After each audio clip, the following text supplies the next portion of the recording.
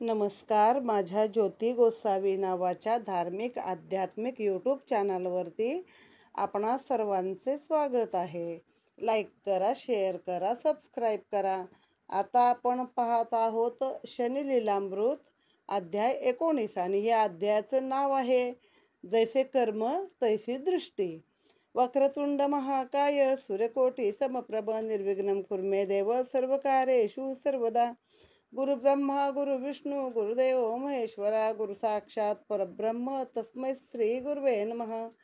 नीलांजन समाभासं रविपुत्रमिमाग्रजं छायामार्तंड संभूतं तं नमामि शनीश्वरम.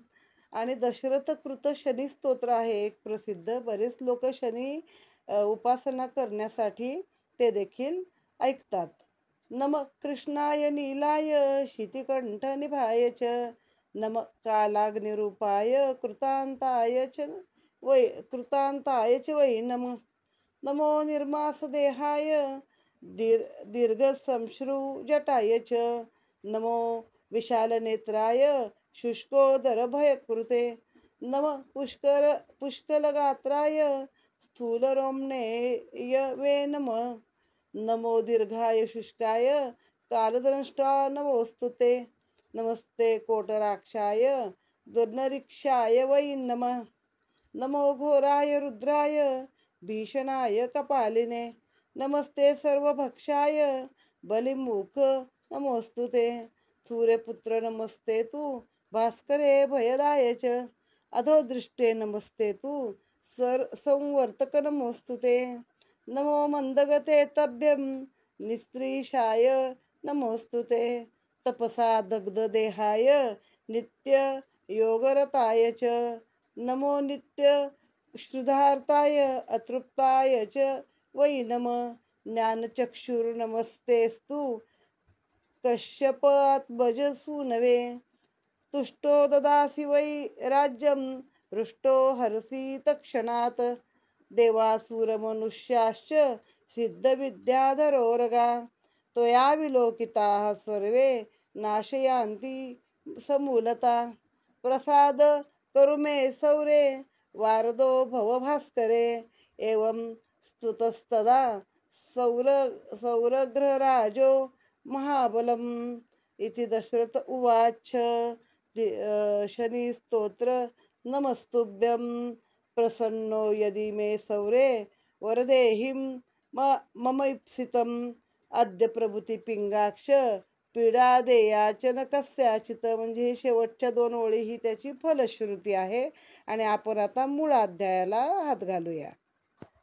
जय जयाजी गणपती सकल कार्यांचा अधिपती कार्यारंभी तुझ वंदिती सकल भुवना माझी. या अध्यायाचे वर्णन तव कृपे होईल पूर्ण. मी जरी कामतीहीन शब्द प्रसवीसी कृपा बळे. ही कथा बहुविलक्षण परियसा भक्तजन. शनिदेवासी कांतेचे शापवचन भोगणे लागले. शापवचने शनी भगवंत अधोदृष्टी ते पाहात. तिच कल्याण दृष्टी समस्त भुवनात भक्त कल्याण करीतसे. आता हा कथा विस्तार यथोचित वदेन सविस्तर. परियेसा भक्त चतुर विनंती असे माझी.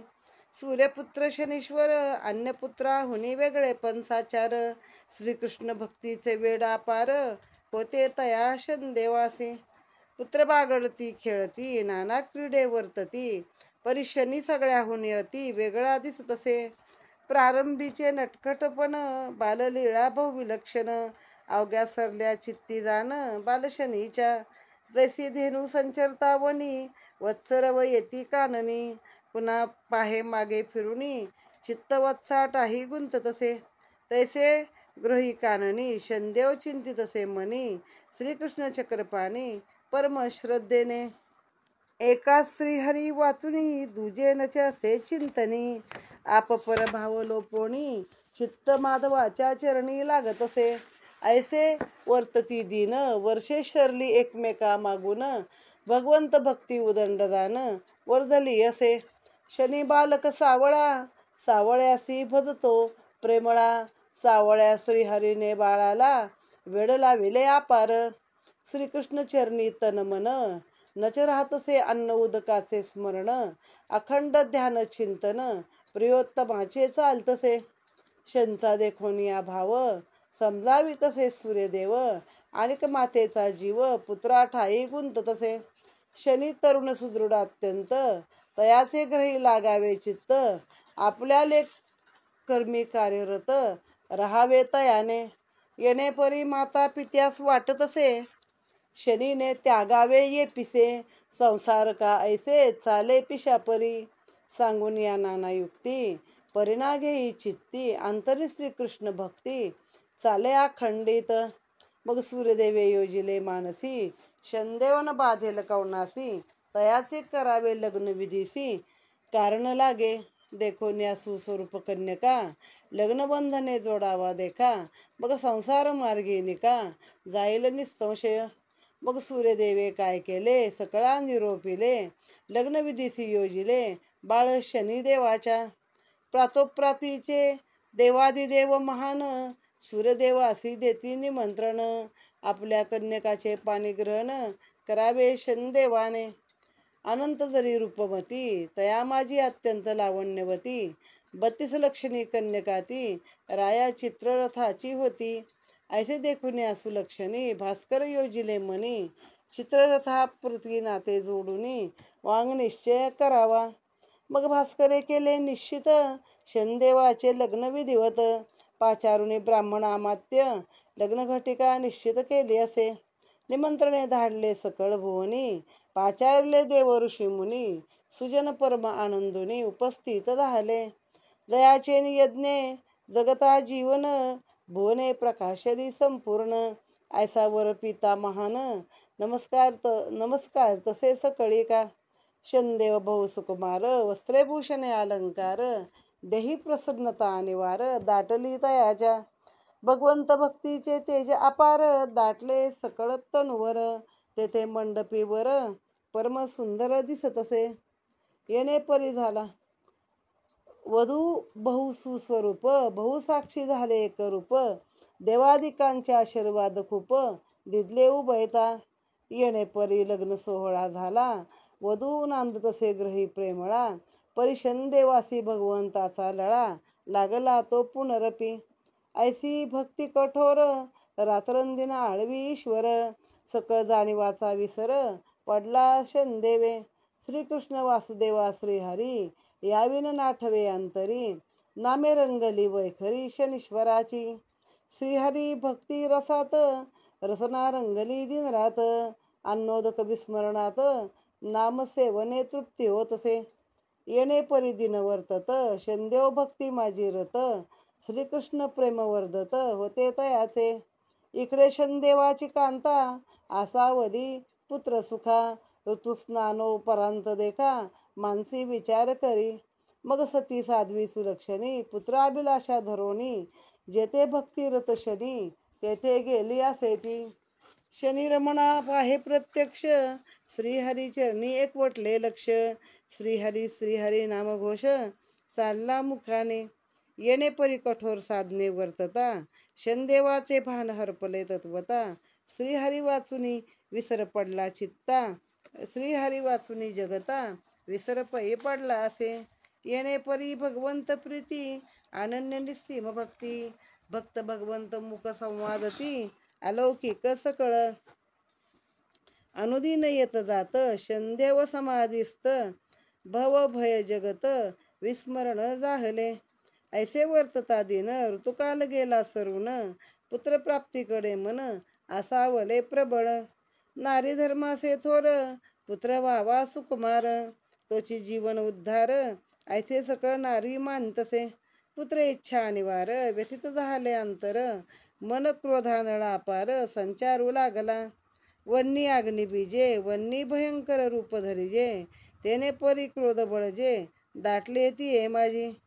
क्रोधाचा कड सत्वर, येई मुखातून बाहेर, शाप वचने साचार, बोलली शनिदेवा ते. परी येसा मम शाप वचन, अधोदृष्टी होईल जाण, तेवी शनदेव भगवान अधोदृष्टीने पाहतसे. उच्च स्वरे बदली साचार, तव दृष्टी पडेल जयावर, संकट येईल तयावर, ऐसे शापवचन माझे. येणे परी गर्जता शापवाणी, समाधी भंग पावली तक्षणी. शनदेव पाहे अवलोकोनी आपल्या कांतेस, शनदेवासी उमजल्या प्रकार. जाणले पत्नीचे अंतर, बघ संतुष्ट सत्वर. केले येस शनदेवाने, परिशब्द आणि कबाण. ना येतसे परतून, तेने परी शापवचन. मुखातून गेले तिच्या, शनिपत्नी परमशक्तिवंत. परी उशाप ज्ञान नोहेण्यात, मग दुःख दाटले मनात. परी उपाय चालेना, तेवी पुढती शनीश्वर. क्रोधदृष्टीने पाहता क्षणभर, दृष्टीपाते चकणाचूर. होतसे या प्रभावे, परी अधोदृष्टीने पाहता जरी. सुखलाभ कल्याणकारी, दुःखादी ताप जाती झडकरी. सर्व मार्ग होती सुकर, दृष्टीची ऐकावी गोष्टी. शुभदृष्टी आणि कुदृष्टी, जीवांच्या कर्मगती नुसार पाहती शनदेव. जे का करती सत्कर्म, आचरती आणिक सत्य धर्म. तयाच्याच प्रति प्रेम ठेवती शनदेव. जे का विवेके वागती, भूतदया मानती. लोपली आप परभाववृत्ती, ते प्रिय शनदेवासी. जो सर्वज्ञ संपन्न, सकल ऐश्वर्यवान. परी गर्व नसे तया जाण, कृपा दृष्टी ते पाही. जे आपल्याले कर्मी नेक, जयाचे प्रारब्ध कर्म सुरेख. ऐसा तो जीव देख, आवडे शनदेवा. जो गांजितो जीवासी, ताडन करी सज्जनासी. भक्तिभाव नये मानसी, तो दृष्टीने दंडित होतसे. अहंकारे बहु उन्मत्त, सर्वदा कामे पीडित. धन कानन कांता मोहित, तया दृष्टी प्रीडा प्रबळ. गर्वे भरितने उर, ऐसा राव जरी थोर. परिदृष्टी फिरविता शनेश्वर, रंका परी फिरवितसे. शनेश्वर परमश्रेष्ठ, अल्पसेविताही होई संतुष्ट. भाव हवा एकनिष्ठ, शनदेवावरी. कर्मफळाच्या संचये, जीवन घडते अवधिये. जीवित वाचा न्याय स्वये, कृपानिधी करतसे. जेवी जन्मले शनेश्वर, तेव्हा दृष्टी पडली पित्यावर. दुष्टशक्ती अपार, तेने करविले भास्करा. पिता आपता सव्वा कोणी, जेने दूषण ताडला शनी. तया कर्मफळ तक्षणी, शनदेव देतसे. दृष्टीचा ऐकावा चमत्कार, रावणे भोगिला अनिवार. दृष्टिक्षेपे भस्मीभूत लंका नगर, स्वये वदला राम हाते. अधोदृष्टी ते पाहता शनीश्वर, कृपा लाभ होतो सत्वर. धन सुखादी आरोग्य अपार, लाभते भक्तांगना. शनदेवे सुदृष्टी पाहता, विक्रमाची 7.5 गेली तत्वता. तैसेची प्रभू भगवंत रामचंद्र भगवंता, पुनरपी राजे वैभव लाभले. या अध्यायी सांगणे, विवेके आचरावे जने. अहंकार गर्व त्यागणे, शनी सुदृष्टीने पाहतसे. जैसे कर्म तैसी दृष्टी, सत्यासत्याची कसोटी. शुभाशुभ दृष्टी ठेवीतसे शनदेव. जे आपले निकर्मे भोगीत दुःख, अंतापे शरण येती देख. तया दयाघन अमुप सुख, देतो तयासी. असत्य सोडोनी सद्मार्गास, तैसेची गर्व त्यागुनी शनदेवास. तो शरण येईल त्यास, क्षमादान करतसे. येणे परी भक्तोत्तमा, कथला शनी दृष्टीचा महिमा. संकटमोचन शननामा, भजावे निरउत्तरे. संकटी वेष्टिता अनंत, स्मरण करा शनी भगवंत. धाव घेई त्वरित, कृपानिधी न्याय देवता. इति श्री शनी लीलामृत ग्रंथ. परिसोक्त भावित भक्त, दास शिवाजी विनवित. 12 अध्याय गोढा. श्री दासविरंचित श्री शनी लीलामृत ग्रंथ समाप्त. इति 19 अध्याय समाप्त. आता या अध्यायामध्ये शनदेवाच्या दृष्टीबद्दल सांगितलेलं आहे की जसं तुमचं कर्म आहे तशी शनची दृष्टी तुमच्याकडं असते. आता याच्यामध्ये एक चांगला दाखला दिलाय की गाय जरी चरायला गेली रानामध्ये आणि ती बाहेर पडताना आत बांधलेली वासरं असतात छोटी छोटी, त्यांना काही कोण लगेच शेतामध्ये पाठवत नाही.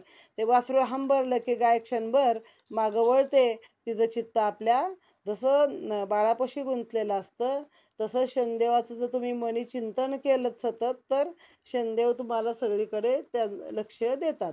आणि असंच शनदेवाचं चित्त कुठं गुंतलं होतं तर श्रीकृष्णाच्या ठाई गुंतलेलं होतं. जळी स्थळी सगळीकडे ते श्रीकृष्णाचं चिंतन करत, श्रीकृष्णाचं भजन करत, श्रीरंग गोपाळ श्रीहरी नावानं त्याचा जप करत. मग असा वर्षाहून वर्ष गेली. शनी सूर्याच्या इतर मुलांपेक्षा वेगळाच होता, सावळा होता.